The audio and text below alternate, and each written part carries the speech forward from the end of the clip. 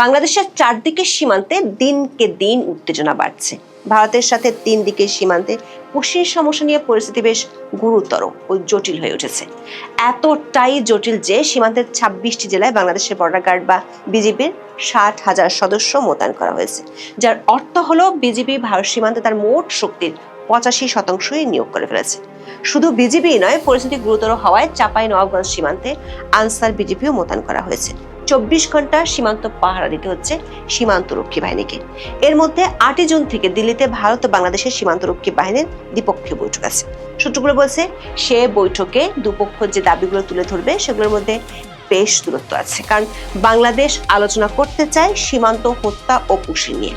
অন্যদিকে ভারত বলছে 2860 জনের নাগরিকত্ব যাচাইয়ের জন্য যে তালিকা 5 বছর ধরে বাংলাদেশ সরকার ফেলে রেখেছে সেটির আগে শুরু হোক। ফলে বিজিবি বিএসএফ এর বৈঠকে খুব বেশি আশার আলো দেখছে না সংশ্লিষ্টরা। এমন পরিস্থিতির মধ্যে বাকি সীমান্তে মানে বঙ্গোপসাগরে কোল ঘেঁষে মিয়ানমারের জান্তা বাহিনী আর আরাকান আর্মির মধ্যে যুদ্ধের তীব্রতা বাড়ছে। সেটির পারদ আবার বেড়েছে দিল্লিতে মিয়ানমারের নতুন নির্বাচিত প্রেসিডেন্টের প্রথম দ্বিপাক্ষিক সফরের পর। মিয়ানমার সীমান্তে বিজিবির সংখ্যা কমে যাওয়ায় বিচ্ছিন্নতাবাদী কুকিচিনদের আবারও মাথা চাড়া দিয়ে ওঠার আশঙ্কা বাড়ছে। ফলে প্রশ্ন উঠছে, একদিকে ভারতের সীমান্তগুলোতে পুশিন নিয়ে উত্তেজনা, আর একদিকে মিয়ানমার সীমান্তে বিচ্ছিন্নতাবাদীদের আনাগোনা। তার মধ্যে ভারতের সাথে মিয়ানমারের নতুন কৌশলগত অংশীদারিত্ব বাংলাদেশের জন্য কোন নতুন আশঙ্কার জন্ম দিচ্ছে? বিস্তারিত জানতে চলুন যাওয়া যাক। বাংলাদেশের পশ্চিম, উত্তর এবং পূর্ব এই তিন দিকের একটা বড় অংশ জুড়ে রয়েছে ভারতের সীমান্ত। আর দেশটির দক্ষিণ পূর্ব কোণে রয়েছে আরেক প্রতিবেশী দেশ মিয়ানমার বা বার্মার সীমান্ত। বাংলাদেশের ঠিক দক্ষিণ দিকে কোনো স্থল সীমান্ত নেই, সেখানে আছে বিশাল বঙ্গোপসাগর। দেখা যাচ্ছে বাংলাদেশের সব দিকের সীমান্তেই এখন নানা ইস্যুতে উত্তেজনা বাড়ছে। 24 আগস্টে বাংলাদেশের ক্ষমতার পট পরিবর্তনের পর থেকে নয়াদিল্লির সাথে ঢাকার সম্পর্কে যে ঐতিহাসিক শীতলতা তৈরি হয়েছে তার সরাসরি বহিঃপ্রকাশ ঘটছে ভারত বাংলাদেশ সীমান্ত জুড়ে। বাংলাদেশ ও ভারতের মধ্যে সীমান্ত আছে 4096 কিলোমিটার। এর মধ্যে অর্ধেকের বেশি অর্থাৎ 2216 কিলোমিটার সীমান্ত আছে দেশটির পশ্চিমবঙ্গ রাজ্যের সঙ্গে। এছাড়া ত্রিপুরার সঙ্গে 856 কিলোমিটার, মেঘালয়ের সঙ্গে 443 কিলোমিটার, মিজোরামের সঙ্গে 318 কিলোমিটার এবং আসামের সঙ্গে 263 কিলোমিটার সীমান্ত আছে। দেশটির কেন্দ্রীয় শাসক দল ভারতীয় জনতা পার্টি বা বিজেপি 1 মাস আগে পশ্চিমবঙ্গের শাসন ক্ষমতায় আসার পর সীমান্তে কাঁটাতারের বেড়া দেয় এবং বাংলাদেশ থেকে অবৈধ অনুপ্রবেশকারীদের পুশ ইন করার তৎপরতা বেড়েছে। রাজ্য সরকারের দায়িত্ব নিয়ে নতুন মুখ্যমন্ত্রী শুভেন্দু অধিকারী ঘোষণা দেন, অবৈধ বাংলাদেশি ও অনুপ্রবেশকারীদের আটক করে বাংলাদেশে পাঠানো হবে। তাদের আটক করতে হোল্ডিং সেন্টার তৈরির ঘোষণা দেওয়া হয়। ঘোষণা দেন ডিটেক্ট, ডিলিট অ্যান্ড ডিপোর্ট নীতি অনুসরণের। দ্য ইন্ডিয়ান এক্সপ্রেসের প্রতিবেদনে বলা হয়েছে, এ পর্যন্ত পশ্চিমবঙ্গের বিভিন্ন ডিটেনশন সেন্টারে প্রায় 400 অনধিভুক্ত বাংলাদেশি অভিবাসীকে আটক করা হয়েছে। একাধিক গণমাধ্যমের খবরে বলা হচ্ছে, গত কয়েকদিন ধরে বাংলাদেশ ভারতের বেশ কয়েকটি সীমান্তবর্তী এলাকায় ভারতীয় সীমান্তরক্ষী বাহিনী বিএসএফ এর পুশিন তৎপরতা ব্যাপক হারে বেড়েছে। এই পুশিন ঠেকাতে সীমান্তে টহল জোরদার করেছে বর্ডার গার্ড বাংলাদেশ বা বিজিবি। অনেক জায়গায় স্থানীয় লোকজন সহযোগিতা করছেন বিজিবি সদস্যদের। এই পরিস্থিতিতে উত্তেজনা বাড়ছে প্রতিবেশী দুই দেশের সীমান্তে। পরিস্থিতি জটিল থেকে জটিলতর হচ্ছে প্রতিদিনই। বিজিবির এক ঊর্ধ্বতন কর্মকর্তার বরাত দিয়ে বাংলাদেশের দৈনিক আজকের পত্রিকার খবরে বলা হয়েছে, বাংলাদেশ ভারত সীমান্তে যেসব এলাকা দিয়ে অবৈধভাবে পুশিন করার আশঙ্কা রয়েছে এমন প্রায় 70টি স্থান চিহ্নিত করা হয়েছে। এর মধ্যে বর্তমানে যশোরের ইছামতি নদী সংলগ্ন ভারতের জঙ্গল এলাকা, যাদবপুর, রঘুনাথপুর ও বেনাপুর এলাকা পুশিনের জন্য সবচেয়ে ঝুঁকিপূর্ণ। জয়পুরহাটের কয়া ও বাসুদেবপুর, সাতক্ষীরা, নওগাঁ জেলার সীমান্তবর্তী কিছু এলাকা এবং দুর্গম ও জনবসতিহীন সীমান্ত পথের কয়েকটি স্থানেও পুশিনের আশঙ্কা রয়েছে। দর্শক, বাংলাদেশের 64 জেলার মধ্যে মোট 32টি জেলার সীমান্ত এলাকা অবস্থিত। এর মধ্যে ভারতের সাথে সীমান্ত রয়েছে 30টি জেলার। বাকি 2টি জেলা কক্সবাজার ও বান্দরবান কেবল মিয়ানমারের সাথে যুক্ত, আর রাঙ্গামাটি জেলাটি ভারত ও মিয়ানমার উভয়ের সাথে সীমান্ত ভাগ করছে। ফলে 70টি সীমান্তবর্তী এলাকা যদি পুশিনের জন্য ঝুঁকিপূর্ণ হয় তাহলে ধরে নিতে হবে ভারত বাংলাদেশ সীমান্তের প্রায় সবটাতেই ঝুঁকি বাড়ছে, আর তাতে বাড়ছে উত্তেজনা। মে মাসের মাঝামাঝি সময় থেকে বাংলাদেশের সাথে ভারতের প্রত্যেকটি সীমান্তে উত্তেজনা বেড়ে চলেছে। প্রতিদিনই বাংলাদেশের সংবাদ মাধ্যমগুলোতে এ নিয়ে খবর প্রকাশিত হচ্ছে। দৈনিক প্রথম আলোর খবরে বলা হয়েছে, 3রা জুন থেকে 6 জুন পর্যন্ত 4 দিনে বিএসএফ এর 21টি পুশিনের ঘটনা সফল হতে দেয়নি বর্ডার গার্ড বাংলাদেশ বা বিজিবি। এসব ঘটনার মাধ্যমে 2 শতাধিক ব্যক্তিকে ছেলে পাঠানোর চেষ্টা হয়েছিল। বিভিন্ন গণমাধ্যমে গত কয়েকদিনে যেসব তথ্য ছাপা হয়েছে তাতে দেখা যাচ্ছে বাংলাদেশের সীমান্তবর্তী 26 জেলার সবকটে দিয়ে এই পুশিনের চেষ্টা চলছে।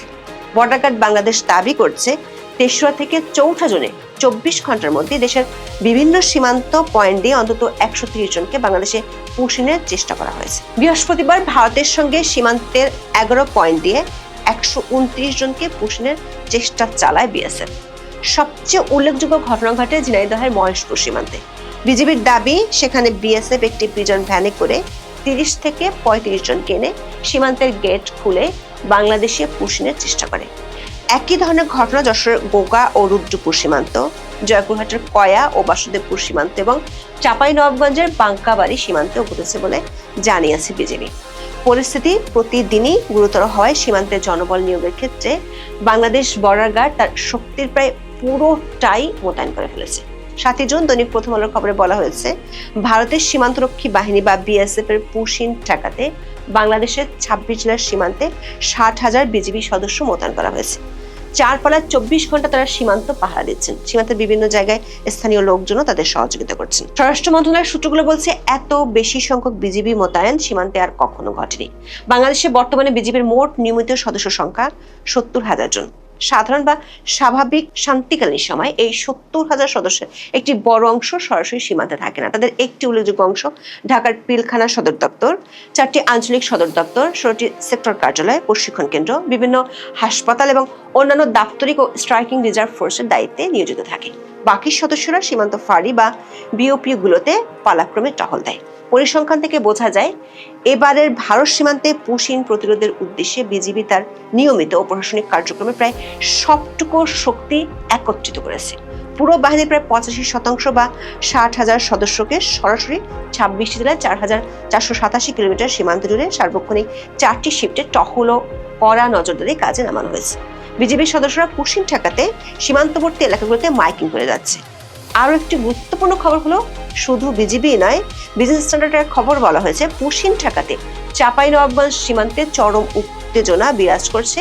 এই অনুপ্রবেশ ঠেকাতে এবং সীমান্ত নিরাপত্তা জোরদার করতে এবার বর্ডার গার্ড বাংলাদেশের সাথে যুক্ত করা হয়েছে বাংলাদেশ আনসার ও গ্রাম প্রতিরক্ষা বাহিনী বা আনসার বিজিবিকে। 6 জন গণমাধ্যমে পাঠানো এক সংবাদ বিজ্ঞপ্তিতে এই তথ্য জানিয়েছেন বাংলাদেশ আনসার ও গ্রাম প্রতিরক্ষা বাহিনীর উপপরিচালক ও গণসংযোগ কর্মকর্তা মোহাম্মদ আশিকুজ্জামান।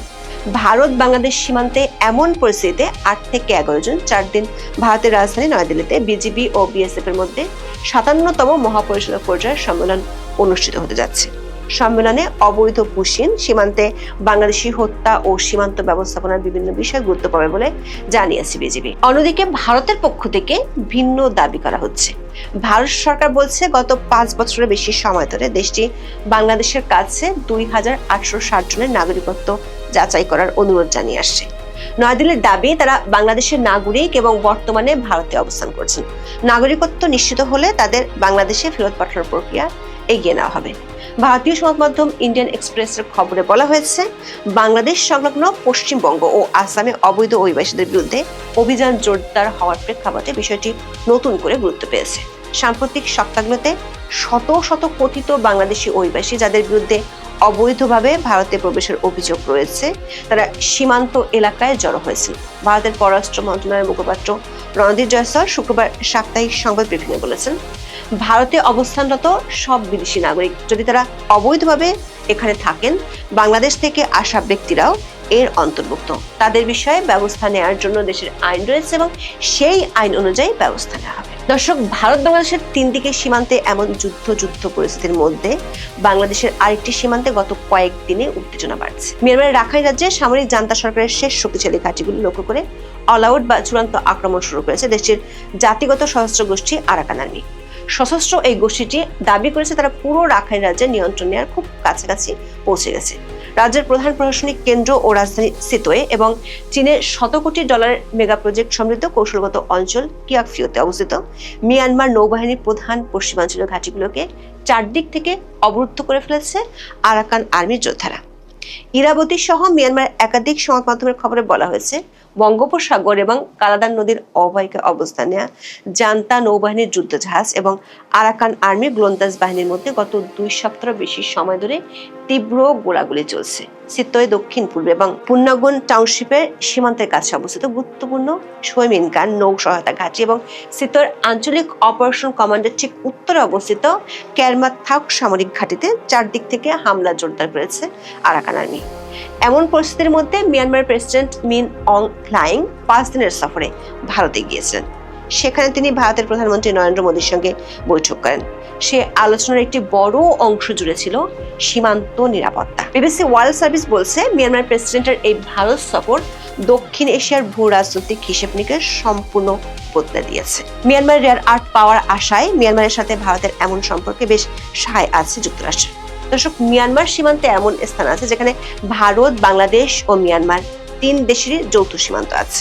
মিয়ানমারের স্থানীয় সংবাদমাধ্যমগুলোর খবরে বলা হচ্ছে, মিয়ানমারের প্রেসিডেন্টের ভারত সফরের শুরু থেকেই বাংলাদেশ সীমান্তবর্তী এলাকায় মিয়ানমারের জান্তা বাহিনীর অভিযান জোরদার হয়েছে। বিশেষ করে কিয়াকফিউ অঞ্চলটি অত্যন্ত সংবেদনশীল, কারণ এখানে রয়েছে চীনের সমর্থনে বাস্তবায়নাধীন গভীর সমুদ্র বন্দর, অপরিশোধিত তেলের পাইপলাইন, গ্যাস পাইপলাইন এবং মেড আইল্যান্ডের জ্বালানি টার্মিনালের মতো একাধিক বৃহৎ অবকাঠামো প্রকল্প। আবার এখানে আছে ভারতের কালাদান প্রকল্প। এই অঞ্চল রক্ষায় আরাকান আর্মির বিরুদ্ধে চীনা বাহিনী কাজ করছে। জান্তা সরকার ব্যাপক হারে প্রতিশোধমূলক বিমান হামলা শুরু করেছে। সাথে কয়েকদিন আগে জান্তা বাহিনী স্থল অভিযানও শুরু করেছে। এই স্থল অভিযান জোরদার হলেই তার ব্যাপক প্রভাব পড়বে বাংলাদেশে। বিশেষ করে আরাকান আর্মি মংডু সহ আশেপাশের এলাকাগুলোর রোহিঙ্গাদের উপর নির্যাতন চালায়। প্রাণ বাঁচাতে রোহিঙ্গারা পাড়ি দেয় বাংলাদেশে। মানে একদিকে পুশিন ঠেকানোর জন্য সর্বশক্তি নিয়োগ করা হচ্ছে, অন্যদিকে জোয়ারের পানির মতো রোহিঙ্গা ঢুকছে। আবার আরাকান আর্মি বাংলাদেশ সীমান্তে পুঁতে রেখেছে মাইন। এর মধ্যে মাইন বিস্ফোরণে বাংলাদেশি মারা যাওয়ার ঘটনাও ঘটেছে। বাংলাদেশের জন্য সবচেয়ে বড় উদ্বেগের বিষয় হলো, এই সময় ভারতের সীমান্তে বিজিবিকে পূর্ণ মনোযোগ দিতে হচ্ছে। এই পরিস্থিতিতে বাংলাদেশের পার্বত্য এলাকায় বিচ্ছিন্নতাবাদী গোষ্ঠী কুকি-চিন ন্যাশনাল ফ্রন্ট বা কেএনএফ, যারা আরাকান আর্মির ছত্রছায়ায় আছে, তারা এবার সীমান্ত পার হয়ে এপারে চলে আসার আশঙ্কা বাড়ছে। এই কুকি-চিন মিয়ানমারের চীন রাজ্যের পালেতুয়া এলাকায় আশ্রয় নিচ্ছে এবং সেখান থেকে অস্ত্র সংগ্রহ করছে, যা বাংলাদেশের পাহাড়ি অঞ্চলের অভ্যন্তর নিরাপত্তাকে গুরুতর হুমকির মুখে ফেলেছে। প্রশ্ন হলো, বাংলাদেশের সীমান্তগুলোতে শুধুই কি রাজনৈতিক ও কূটনৈতিক উত্তেজনা বাড়ছে, নাকি বাংলাদেশ তার সীমান্তগুলোতে ক্রমান্বয়ে নিজস্ব নিয়ন্ত্রণ ও লিভারেজ হারাচ্ছে? এই প্রশ্নের উত্তর অত্যন্ত জটিল ও বহুমাত্রিক, তাই সোজা সাপটা কোনো মন্তব্য করা কঠিন। তবে এটা পরিষ্কার, বাংলাদেশের চারপাশে চলমান সীমান্ত উত্তেজনা কেবল স্থানীয় সীমান্ত সংঘর্ষের বিষয় নয়, বরং একটি দক্ষিণ এশিয়ায় পরাশক্তিগুলোর আঞ্চলিক আধিপত্যের মধ্যকার এক দীর্ঘমেয়াদী ছায়াযুদ্ধের অংশ হতে যাচ্ছে। ভারতের সঙ্গে যে আমাদের প্রায় 4500 কিলোমিটার সীমান্ত রয়েছে, বিশ্বের অন্যতম বৃহত্তম সীমানা। অনেক বড় বড় দেশ রয়েছে, কিন্তু ভারতের সঙ্গে আমাদের যে এই যে 4500 যে বর্ডার কিলোমিটার, যে বর্ডার, এরকম বর্ডার পারস্পরিক দুটো দেশের মধ্যে খুব কম আছে। আমার জানা নাই, আমি ইন্টারনেট দেখলে বলতে পারতাম।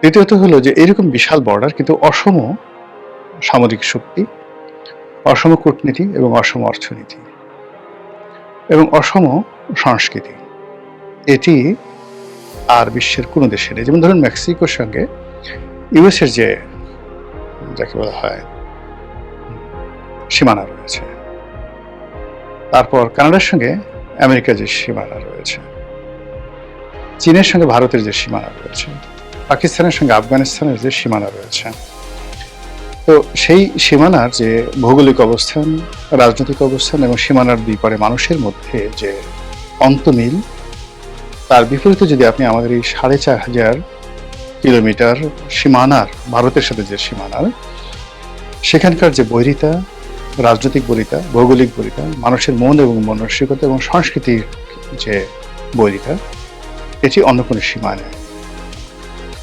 ফলে আমাদের এই সীমানা শান্তিপূর্ণ আছে এখনো পর্যন্ত, 71 থেকে এখনো পর্যন্ত, কিন্তু এটা অশান্তিতে রূপান্তরিত হতে এবং এটা যে কোনো সময় আমাদের স্বাধীনতা এবং সার্বভৌমত্বের জন্য বুমেরাং হতে 1 মিনিটের সময় লাগবে না। যেটা বলছিলাম যে আমাদের কক্সবাজারের যে সীমানা, এটা এখন মারাত্মক ঝুঁকি এবং সেই ঝুঁকির কারণে পুরো দুটো রেজিমেন্ট, অর্থাৎ কক্সবাজারে সেনাবাহিনীর যে রেজিমেন্টটা রয়েছে, তারপর পার্বত্য অঞ্চলগুলোতে যে রেজিমেন্টটা রয়েছে এবং গ্রেটার চট্টগ্রাম ক্যান্টনমেন্ট ভিত্তিক যে রেজিমেন্ট রয়েছে, এই পুরোটাই এখন ব্যস্ত রয়েছে বলতে গেলে এই রোহিঙ্গা পরিস্থিতি সামাল দেওয়ার জন্য।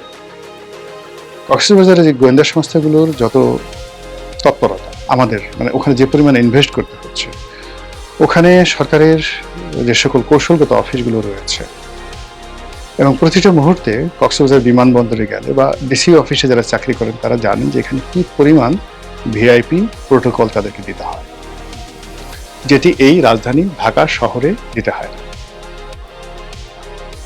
এই আপদ আমরা ডেকে এনেছি রাজনৈতিক অপরিপক্কতার কারণে। এখন সেই সমস্যাটা আমরা সামাল দিতে পারছি না, উপরন্তু আমাদের ঘাড়ের উপরে 15 লক্ষ লোক এসে আশ্রয় নিয়েছে। এই মরার উপর খাড়গা হিসেবে আবার বাংলাদেশ ভারত সীমান্তে এখন নতুন করে পুশিন শুরু হয়েছে। কয়জন করতে পেরেছে আমরা আসলে জানি না, কিন্তু ভারত সীমানার ওপারে অন টেস্ট কেসে কয়েক হাজার লোককে তারা জড়ো করেছে এবং বিচ্ছিন্নভাবে 200, 350 ওভাবে সীমানার ওপারে জড়ো করে তারা পুশিনের চেষ্টা চালিয়ে যাচ্ছে। এবং এটা নিয়ে আমাদের বাংলাদেশের আবেগপ্রবণ বাংলাদেশ বিজিবির সঙ্গে রাত দিন সীমান্তের এপারের লোক হাজার হাজার মানুষ সেখানে বিজিবিকে ধাওয়া করছে। বিজিবিকে নয়, বিজিবির সাথে থেকে তারা বিএসএফ কে ধাওয়া করছে আমরা দেখছি, কিন্তু ওপারের মানুষ যে আবার বিএসএফ এর সাথে ঐক্যবদ্ধ হয়ে বাংলাদেশের লোককে যে ধাওয়া করছে এই খবর তো আমরা জানি না। এবং সীমান্তে সত্যিকার অর্থে কতটুকু হতাহত হচ্ছে, কি পরিমাণ মানুষের এই উত্তেজনার ফলে কাজকর্ম বন্ধ রয়েছে, ব্যবসা বাণিজ্য বন্ধ রয়েছে, এবং এটার আফটার এফেক্ট কি আমরা সেটা জানি না। তবে আওয়ামী লীগ জামানাতে এই সমস্যাগুলো আমরা যখন শুরু হলো তখন আমরা জানি বা দেখেছি যে আসামের যারা বিজেপি সরকার এবং একই সঙ্গে নরেন্দ্র মোদী সরকারের যে স্বরাষ্ট্রমন্ত্রী, তারা প্রকাশ্যে বলেছিলেন যে বাংলাদেশের প্রায় 30 লক্ষ লোক আসাম এবং সংশ্লিষ্ট আশেপাশের এলাকাতে আছে, 30 লাখ লোক। তারা আরো বলার চেষ্টা করেছিলেন যে দিল্লি, গুজরাট এই সমস্ত এলাকাতে অন্তত 50 লাখ লোক আছে, পশ্চিমবঙ্গ নাকি আরো 50 লাখ লোক আছে। তাহলে 1,30,00,000 লোক ভারতের দাবি মতো বাংলাদেশি পরিচয়ধারী তারা এখন ভারতে আছে, তাদেরকে বাংলাদেশে ফেরত পাঠানো হবে। এর মধ্যে আসামের যে সরকার, বিজেপি সরকার, তারা পণ করেছিল যে এই 30 লাখ লোককে তারা ঠিক আলাদা করে তাদেরকে একটা ক্যাম্পে, কনসেন্ট্রেশন ক্যাম্পে, যেভাবে রোহিঙ্গা ক্যাম্প ওইরকম ভাবে তাদেরকে আলাদা ক্যাম্প তৈরি করে সেই ক্যাম্পে রাখা হবে, এবং সময় এবং সুযোগ মতো বাংলাদেশে যেভাবে বিহারি ক্যাম্প আছে, যেভাবে বাংলাদেশে রোহিঙ্গা ক্যাম্প আছে, এইভাবে আসাম বাঙালি একটা ক্যাম্প তৈরি করবে। এবং সেখানে যে সকল বাঙালি আছেন যারা সন্দেহভাজন, যাদের আইডেন্টি কার্ড নেই, বা ভারতের বিজেপি সরকার, আসামের সরকার মনে করছে যে এই 30 লাখ লোক তাদের পরিচয়পত্র থাকলেও তাদেরকে সেই পরিচয়পত্র বঞ্চিত করে বাংলাদেশে ফেরত পাঠাবে, এবং তাদেরকে সেই ক্যাম্পে জড়ো করা হচ্ছিল বা হবে। এই খবর আমরা আওয়ামী লীগ জামানাতে শুনেছি, কিন্তু যেহেতু আমরা মনে করেছি যে ভারতের সাথে আওয়ামী লীগের একটা ভালো সম্পর্ক, কাজে এটা শেষ পর্যন্ত আসলে হবে না। অন্যদিকে মমতা ব্যানার্জির সঙ্গে শেখ হাসিনা একটা মনস্তাত্ত্বিক দূরত্ব ছিল। এমনি উপরে দিদি, হাসিনাজি এই ধরনের খুব কোলাকুলি হতো, কিন্তু যেহেতু নরেন্দ্র মোদীর সঙ্গে শেখ হাসিনার খুব ভালো সম্পর্ক ছিল, এই জন্য মমতা ব্যানার্জি তার সঙ্গে একটা দূরত্ব বজায় রাখতেন। এবং শেখ হাসিনার পতনে পশ্চিমবঙ্গ খুব গুরুত্বপূর্ণ ভূমিকা পালন করেছে, এবং বাংলাদেশে যে সকল ইসলামিস্ট গ্রুপ রয়েছে তাদের সঙ্গে মমতা ব্যানার্জির নিদারুণ একটা সম্পর্ক ছিল, এবং ওখানকার মুসলমানদের সঙ্গে মমতা ব্যানার্জির একটা ভালো সম্পর্ক ছিল। সেই সম্পর্কটা এখন বুমেরাং হয়েছে, মমতা পরাজিত হয়েছে, তার দল ভেঙে টুকরো টুকরো হয়েছে, এবং সে নিজেও নির্বাচিত হতে পারে। অন্যদিকে বিজেপি শুভেন্দু যেভাবে আসছে এবং সেখানে তিনি যেভাবে মুসলমানদেরকে সেখানে অত্যাচার শুরু করেছেন, এবং সেখান থেকে যেভাবে বাংলাদেশে পুশিন করার চেষ্টা করা হচ্ছে, এটি বাংলাদেশ এবং পশ্চিমবঙ্গের যে সীমান্তগুলো রয়েছে সেখানে রীতিমতো যুদ্ধের যে অবস্থা সেটা তৈরি করে ফেলেছে। আর এই পরিস্থিতি সামাল দেওয়ার জন্য আমরা যতটুকু জেনেছি সেটা হলো সীমান্তে সর্বোচ্চ সৈন্য সমাবেশ ঘটিয়েছে বাংলাদেশ। বলা হচ্ছে যে 60,000 বিজিবি তাদেরকে শুধু সীমান্তে মোতায়েন করা হয়েছে। এটা রীতিমতো যুদ্ধ অবস্থা। অন্যদিকে বাংলাদেশের যে চিফ হুইপ, সংসদের চিফ হুইপ, তিনি বলেছেন যে 1000 বেড বিশিষ্ট এরকম 5টা না 7টা হাসপাতাল করার জন্য চীনের সঙ্গে ইতিমধ্যে সরকার চুক্তি করেছে। ইট মিন যে সকল এলাকাতে হাসপাতাল করা হবে, চীনকে বাংলাদেশ এখানে একটা এক্সেস দিতে চাচ্ছে। ভারত যখন এটা বুঝে গেছে যে বাংলাদেশে তারেক জিয়ার যে নেতৃত্বে যে সরকার, সেই সরকার মোটামুটি চীনকে একটা বিরাট করিডোর দিয়ে দিচ্ছে। আর সে কারণে উত্তরবঙ্গকে কেন্দ্র করে চীন সেখানে রীতিমতো যে মাস্টার প্ল্যান করছে সেটাকে ঠেকিয়ে দেওয়ার জন্য ভারত রণ উন্মাদনা শুরু করেছে। আমাদের পুরো উত্তরবঙ্গের যে সীমানার ওপারে ভারত মাঝারি পাল্লার ক্ষেপণাস্ত্র, বিমান, জঙ্গি বিমান, তাদের যে আর্টিলারি এবং সৈন্য সমাবেশ, যেটাকে পদাতিক সৈন্য বলা হয়, সেটা তারা ইনুস জমানা থেকে সেখানে জড়ো করেছে। এবং ভারতের সেনাবাহিনীর প্রধান নিয়মিতভাবে পশ্চিমবঙ্গে অফিস করছেন। অজিত দোভাল নিয়মিতভাবে পশ্চিমবঙ্গে অফিস করছেন। এই যে যে জিনিসগুলো চলছে, সেই জিনিসগুলো আমাদের পুরো সীমান্ত অঞ্চলে একটা যুদ্ধের উন্মাদনা ছড়িয়ে দিয়েছে। আমরা কি এখন প্রশ্ন যে আমরা কি এই মুহূর্তে কালক্ষেপণ করব, ভারতের সঙ্গে আত্মসমর্পণ করব, চীনের সঙ্গে আমরা কৌশলগত সম্পর্ক স্থাপন করব, পাকিস্তানের সঙ্গে কৌশলগত সম্পর্ক স্থাপন করব, আমেরিকাকে এখানে অ্যাক্সেস দেব, নাকি কি করব? এই মুহূর্তটি বর্তমান সরকারের জন্য একটি অ্যাসিড টেস্ট। সরকার যদি টিকতে পারেন, খেলতে পারেন, তাহলে সরকার আগামী 10, 15, 20 বছরের জন্য টিকে যাবে। আর যদি সরকার টিকতে না পারে, তাহলে আগামী 3, 4, 5, 6 মাস, মানে এই 2026 সনের মধ্যে সরকারকে বিপদে ফেলার জন্য ভারতের পক্ষ থেকে, মায়ানমারের পক্ষ থেকে সর্বোচ্চ তাপ এবং চাপ প্রয়োগ করা হচ্ছে। বাংলাদেশ এবং ভারতের সীমান্তে নিয়মিত পুশ ইন করার জন্য শত শত মানুষকে ভারত জড়ো করেছে। এবং এই ঘটনা নিয়ে প্রায় প্রতিদিনই সীমান্তে বিশ্রী রকম পরিবেশ পরিস্থিতি তৈরি হচ্ছে। বিজিবি এবং বিএসএফ তারা কখনো কখনো তর্ক বিতর্ক, কখনো কখনো ধাওয়া পাল্টা, এবং এই ঘটনার সঙ্গে কখনো কখনো অমানবিক কিছু দৃশ্যের তৈরি হচ্ছে। এবং সেগুলো এরকম যে ভারত যে পুশিনগুলো করতে চাচ্ছে বাংলাদেশে, সেই পুশিনকে আবার ঠেকিয়ে দেওয়ার জন্য আমাদের সীমান্তরক্ষী বাহিনী, বর্ডার গার্ড, বিজিবি তারা আবার কাউন্টার পুশিন করছে, তাদেরকে ফেরত পাঠাচ্ছে। এবং এই দৃশ্যগুলো বাংলাদেশের বিরুদ্ধে যে সকল আন্তর্জাতিক চক্র রয়েছে, তারা বাংলাদেশের যে অমানবিক আচরণ, এগুলোকে ফুটিয়ে তোলার জন্য ওত পেতে বসে আছে। আমাদের এই ক্ষুদ্র দেশটি নিয়ে আন্তর্জাতিক যে চক্রান্ত, এটি দীর্ঘদিন ধরে চলছে। আজকে মায়ানমার সীমান্তে এরকম পুশিন, এরকম নাটক করে বাংলাদেশের ভিতরে প্রায় 15 লাখ রোহিঙ্গাদেরকে ঢুকে দেওয়া হয়েছে। শেখ হাসিনাকে মানবতার মা বানানো, তাকে নোবেল শান্তি পুরস্কার দেওয়া হবে বা তিনি পেতে পারেন।